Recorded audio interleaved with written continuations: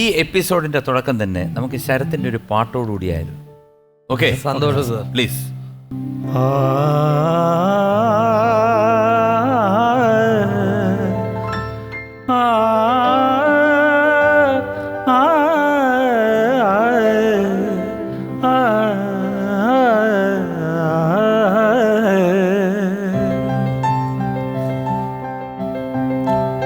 സ്നേഹത്തുമ്പി ഞാനില്ലേ കൂടെ കരയാതെന്നാരോമൽ തുമ്പി, നീയില്ലെങ്കിൽ ഞാനുണ്ടോ പൂവേ വാത്സല്യത്തേൻ ചോരും പൂവേ, ഏതോ ജന്മത്തിൻ കടങ്ങൾ തീർക്കാനായി നീ വന്നോ, ഇന്നാത്മാവിൽ തുളുമ്പു ആശ്വാസം നീ മാത്രം. സ്നേഹത്തുമ്പി ഞാനില്ലേ കൂടെ കരയാതെന്നാരോമൽ തുമ്പി.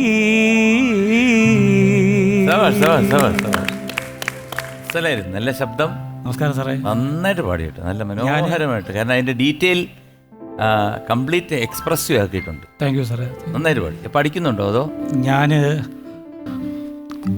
അമ്മ പാട്ടാണ്, അപ്പം അതുകൊണ്ട് കുട്ടിക്കാലത്തെ ഓരോരോ പാട്ടുകൾ, അമ്മയുടെ പാട്ടുകളും രാഗങ്ങളും കേട്ട് ഞങ്ങൾ വളരുന്ന ഒരു കുടുംബമാണ്. പറഞ്ഞു, കാരണം എല്ലാവരും പാടും, അച്ഛൻ ഡാൻസ് ചെയ്യും, ഇതെല്ലാം പറഞ്ഞായിരുന്നു. അപ്പോൾ ഒരു സംഗീത കുടുംബം ആണ്. ശശാങ്കൻ, ഈ ആദ്യമായിട്ട് സ്റ്റേജിൽ കയറി ഫാൻസി ഡ്രസ് ചെയ്തപ്പോഴത്തേക്ക് വേടന്റെ കഥാപാത്രം ചെയ്തു അല്ലേ? ഓർമ്മയുണ്ടോ ആ കാര്യം? ഓർമ്മയുണ്ട് സാർ. കാരണം എൻ്റെ ജീവിതത്തിൽ ആദ്യമായിട്ട് സ്റ്റേജിൽ കയറുന്നതും ആദ്യത്തെ പ്രൈസ് കിട്ടുന്നതും അതാണ് അതിലേക്ക് എത്തിപ്പെടുന്നത്. പറഞ്ഞാൽ ഞാനങ്ങ് വീട്ടിലെ അല്ലെങ്കിൽ ഞാനിങ്ങനെ ഒരു മത്സരത്തിനങ്ങ് പേര് കൊടുത്തു. എന്തെങ്കിലും മത്സരങ്ങൾക്ക് ചേട്ടനൊക്കെ പാട്ടിനൊക്കെ പ്രൈസ് മേടിക്കുമ്പോൾ അന്ന് മിമിക്രി പറയില്ലായിരുന്നു, എന്തെങ്കിലും ചെയ്യാം എന്നുള്ള രീതിയിൽ ഞാൻ ആ ഒരു ഫാൻസി ഡ്രസ്സിന് പേര് കൊടുത്തിട്ട് ആ സമയം അങ്ങ് മറന്നുപോയി, ആ കാര്യം അങ്ങ് വിട്ടുപോയി. സമയമായപ്പോഴത്തേക്ക് അവിടെ നിന്ന് പറയുകയാണ് എൻ്റെ അച്ഛനോട്, അച്ഛാ ഇങ്ങനെ വേഷം പേര് കൊടുത്തിട്ടുണ്ട്, എന്ത് ചെയ്യിക്കാം? അപ്പോൾ ലോകത്തിൽ ഇനി ഒരു കോസ്റ്റ്യൂമും എടുക്കാനും ഒന്നുമില്ല. അപ്പോൾ ഒരു ചരട് ചടം മേടിച്ചിട്ട് ചുറ്റുമൊക്കെ കെട്ടി ഇല പറിച്ച് വെച്ചിട്ടൊക്കെ കമ്പൊക്കെ കമ്പ് ഇതൊക്കെ വെച്ചിട്ടൊക്കെ ഇറക്കി കിട്ടുക. പക്ഷെ അതില് ഒരു സാധനം എന്ന് പറഞ്ഞാൽ അമ്പ് കൊണ്ട് ഇങ്ങനെ ഇരിക്കുന്നതായിട്ടൊരു സീൻ ഒട്ടിച്ചു വെച്ച് ബ്ലഡ് ഇങ്ങനെ വന്നിട്ട് ഇതിലേക്കൂടെ പൊത്ത് കയറി നമ്മൾ ഇരിക്കുമല്ലോ, എന്നിട്ട് പപ്പടമൊക്കെ വെച്ച് ഒട്ടിച്ച് ഫാദർ അങ്ങനെ സെറ്റ് ചെയ്തതാണ്. എന്നിട്ട് പറഞ്ഞ് അവിടെ അമ്പ് ഉണ്ട് ഒരു വേടനായിട്ട്, ഒരു കിളിയൊക്കെ പിടിക്കുന്നതായിട്ട് നീ വീണാ മതിയെന്ന്. പക്ഷെ എന്നിട്ട് ഫാദറിനൊരു ടെൻഷൻ, ഇതേ പറഞ്ഞു കൊടുത്തില്ല, ഇവൻ്റെ അടുത്ത് എങ്ങനെ വീഴണമെന്ന് പറഞ്ഞു കൊടുത്തില്ല, ഇങ്ങനെ വീണാ ഇത് കയറും, ഇങ്ങനെ വീണാൽ ഇങ്ങനെ കയറുക. പക്ഷെ അന്നേ നമുക്കൊരു ധാരണയുണ്ടായിരുന്നു, അഭിനയിച്ചിട്ട് ഇങ്ങനെ സൈഡ് കൊണ്ട് വീട്, അതിന് സെക്കൻഡ് പ്രൈസ് കിട്ടി. അതുകൊണ്ട് ആ ഒരു മുഹൂർത്തം അല്ലെങ്കിൽ അതാണ് എൻ്റെ ആദ്യത്തെ സമ്മാനം. അതെന്ന് ഓർക്കണം. അതൊന്ന് സ്കൂളിൽ എന്തെങ്കിലും ഇരട്ടപ്പേരും എല്ലാം വേണ്ടിട്ടുണ്ടോ? എന്നെ എനിക്ക് തോന്നുന്ന വളരെ താമസിച്ച് വരുന്നത് കൊണ്ടും അന്ന് ഇച്ചിരി താമസിച്ച് വരുമായിരുന്നു സ്കൂളിൽ. പഞ്ച്വാലിറ്റി അടിച്ചിട്ട് കുറവുണ്ടായിരുന്നു ഭയങ്കരമായിട്ട്. അപ്പൊ അപ്പൂപ്പൻ താടി എന്നിങ്ങനെ വിളിക്കുമായിരുന്നു സാറ് വിളിച്ചു, പിള്ളേരല്ല വിളിച്ച്, എൻ്റെ ഒരു ക്ലാസ് ടീച്ചർ വിളിക്കുമായിരുന്നു അപ്പൂപ്പൻ താടി, എൻ്റെ ക്ലാസ് ടീച്ചർ. അതായത് ഇങ്ങനെ പറഞ്ഞ് വളരെ സ്ലോയിലി എത്തി അങ്ങോട്ട് പോയി അങ്ങനെ എങ്ങനെയോ അങ്ങനെ വിളിച്ചിട്ടുണ്ട്. അതൊരു അപ്പൂപ്പൻ താടി അങ്ങനെ പറയാ. ഓക്കെ, ഇദ്ദേഹത്തിന് പൂച്ചയും ഇതിനെയൊക്കെ പേടിയാണെന്ന് പറഞ്ഞു. ശരത്തിനും പേടിയാണ്? ഞങ്ങൾക്ക് മൊത്തത്തിലുണ്ട്. ഓ അത് ശരി. ഞങ്ങൾക്ക് മൊത്തത്തിൽ ഫാമിലി പരമായിട്ട് താറ്റിക്കാതെ രണ്ടുപേരെങ്കിലും ഫാമിലിയിൽ ആരെങ്കിലും പേടിയില്ലാത്ത രണ്ടുപേരുണ്ടെന്നെങ്കിലും ഒന്ന് പറഞ്ഞാൽ ഒരുത്തനോ നാറി പേടിയല്ലേ? എല്ലാ അച്ഛനും പേടിയാ? അച്ഛനും കുഴപ്പമില്ല, അച്ഛനും അമ്മയും കുഴപ്പമില്ല, എൻ്റെ വൈഫിന് കുഴപ്പമില്ല, എൻ്റെ മക്കൾക്ക് കുഴപ്പമില്ല. അങ്ങനെ രണ്ടുപേർക്കും പേടി. ഞങ്ങൾക്ക് ഈ ഞങ്ങൾ സഹോദരങ്ങൾക്ക് ചെറിയൊരു പേടി. അത് എന്തോ അടുത്തോട്ട് വരുമ്പം നമുക്ക് എന്തോ ഒരു വിഷമം പോലെ പെട്ടെന്നൊരു അത് എനിക്ക് മാത്രമേ ഉള്ളതുള്ള രീതിയിൽ വെച്ച് കാശിക്കൊണ്ടിരുന്നതാണ്. വന്ന് 4 നിലയിൽ പൊളിച്ച് ഫാമിലി പരമായിട്ട് എല്ലാവർക്കും പേടിയാണ്. ചേട്ടൻ തീർത്ത് കൽപ്പിച്ചു. സാറിൻ്റെ പാട്ട് തന്നെ പാടാം. കള്ളിപ്പൂങ്കുയിലെ കന്നിത്തേൻ മൊഴിയെ കാതിൽ മെല്ലെ ചൊല്ലുമോ, കാവതിക്കാക്കതൻ കൂട്ടിൽ മുട്ടയിട്ടന്നൊരു നാൾ സബാഷ്.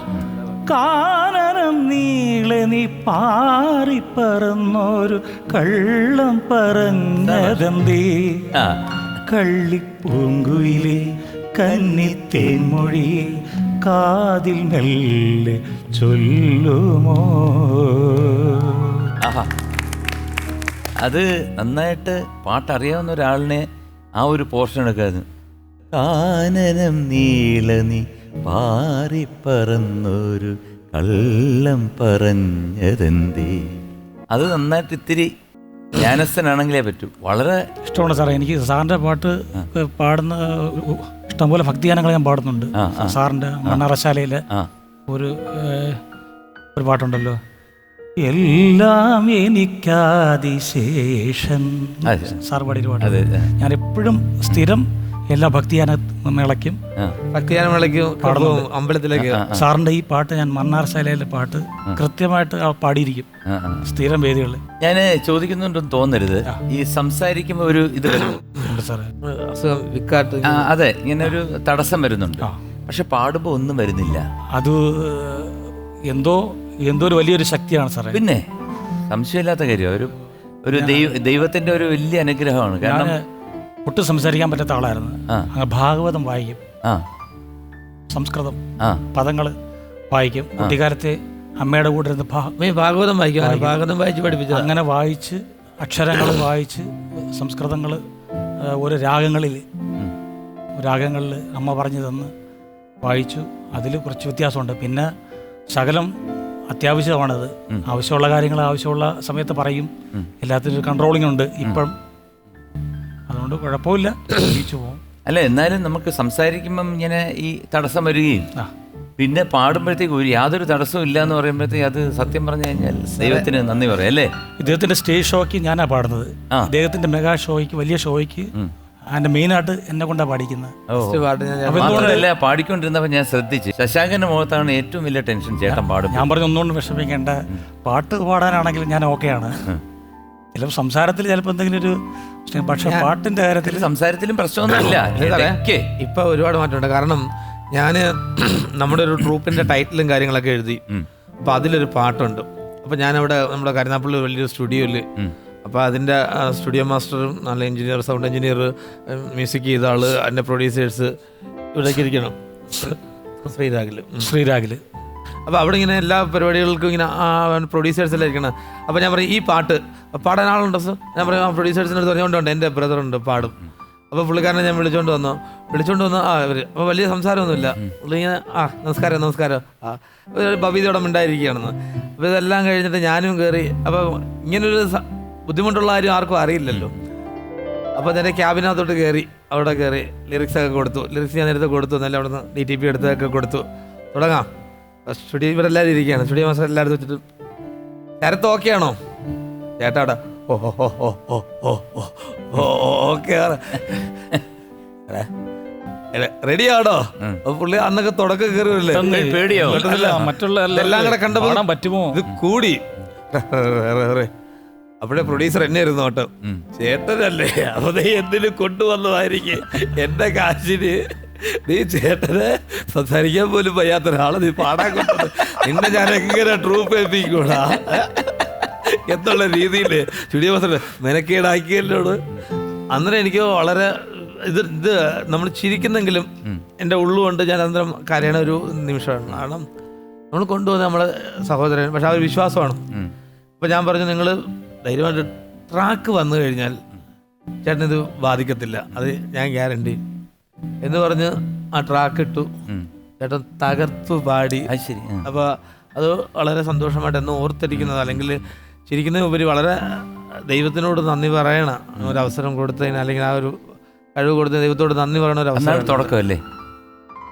ഞാൻ കുട്ടിക്കാലത്തെ പാടാറുണ്ട് സാറേ, കുട്ടിക്കാലത്തെ പാടാറുണ്ട്. അങ്ങനെ അങ്ങനെ ഒരു അവസ്ഥ വരുമ്പോഴത്തേക്ക് അത് എനിക്ക് വിഷ്വലി നമ്മൾ പറയുമ്പോൾ ചിരിക്കുന്നെങ്കിലും ആ ഒരു സിറ്റുവേഷനിൽ നിങ്ങൾ ഞാൻ ഭയങ്കരമായിട്ട് വിഷമിച്ചു. കാരണം പറഞ്ഞാൽ ഇത് പാടിയില്ലെങ്കിൽ അവർ ചോദിക്കും, എന്തിനാണ് കൊണ്ടുവന്നത്, നീ എൻ്റെ പ്രൊഫഷണലല്ലേ ഞാൻ എഴുതുക. എൻ്റെ ചേട്ടനൊരു പാട്ട് പാടിപ്പിക്കുക എന്നുള്ള എൻ്റെ ആഗ്രഹവും. അപ്പം എന്തായാലും ദൈവം സഹായിച്ച് പാടി.